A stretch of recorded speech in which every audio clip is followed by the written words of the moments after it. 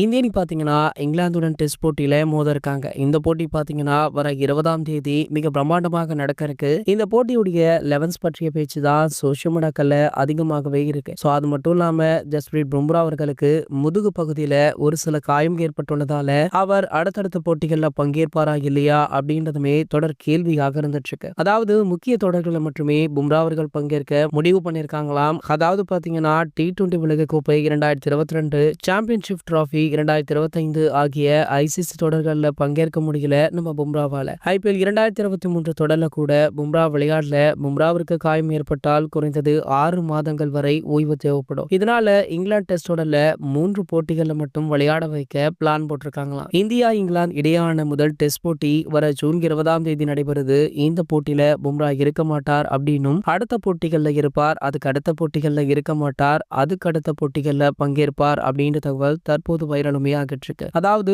ஒவ்வொரு டெஸ்ட் போட்டியை விட்டுட்டு பும்ரா அவர்கள் மீண்டும் வர இருக்காராம்.